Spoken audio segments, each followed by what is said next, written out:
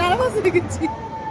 Bank থেকে ফেরার পথে এই দিদিভাইয়ের সাথে দেখা হলো। বললো আমার ভিডিও দেখে, আমার ভিডিও নাকি খুব ভালো লাগে, অনেক দিন ধরেই আমার সাথে দেখা করার ইচ্ছা ছিল, অনেক কিছু বললো। তো যাই হোক, আমার তো ভীষণ ভালো লাগলো। আর আমার ভিডিও কার কার দেখতে ভালো লাগে সেটা তোমরা অবশ্যই জানিও।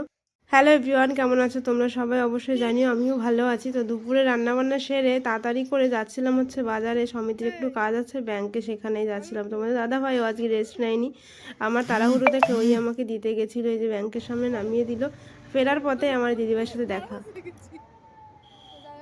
তো ক্যামেরা অন করার আগে অনেক কিছুই বলেছিল, তখন আমি ক্যামেরা করিনি। তারপর ভাবলাম এত ভালোবাসা দিল যখন, আমাকে এত ভালোবাসে, তো ওনার সাথে একটা ভিডিও ক্লিপস নিয়েই নিই। তারপর দেখি আমাদের দোকানের সামনে হচ্ছে মায়ের পুজো, পোষকালী পুজো। আর এই যে তোমাদের দাদাভাইকে আবার টাটা করে চলে আসছি বাড়িতে, এখন এই রাস্তা দিয়ে আমাকে বাড়িতে ফিরতে হবে।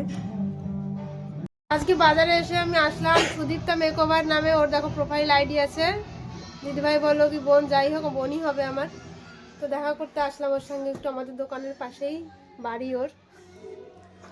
হাই, তো দিদিভাইকে অনেকদিন বলেছিলাম আসার কথা, তো আসতে পারছিল না, তো আজকে এসেছে, তো খুব ভালো লাগছে। ওকে দোকানে আমাকে দেখা করার কথা বলছিল, আমি ওর বাড়ি চলে এসেছি।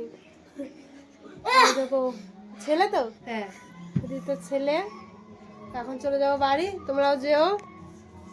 এরপর বাড়ি আসার জন্য আমি টোটো পাইনি, কারণ লালবাজারের রাস্তা থেকে না টোটো আসে না, আমাদের এখানকার লোক অবশ্যই জানো। আবার ঘুরে বাস স্ট্যান্ডে যেতে হবে বলে ভাবলাম আজকে হেঁটে হেঁটেই বাড়িতে চলে যাই, কারণ আগে তো কত হেঁটে বাড়ি গেছি। তো আজকে বাড়িতে হেঁটেই চলে এসেছি। এসে দেখছি এইগুলো হচ্ছে আমার বাবা ব্যবসাটা করে, পেঁপে ছুলে, সেই ছোলা পেঁপেটা কারখানায় পাঠায়, অনেক রকম জেলি আরও কি কি হয় শুনেছি, আমি অত সঠিক জানি না। তাই যাই হোক, বাড়ি এসে সুন্দর পরিবেশটা তোমাদের সাথে শেয়ার করলাম। আর এদিকে বরদিকেও হাই করলাম, পুতুল দিকে হাই করলাম।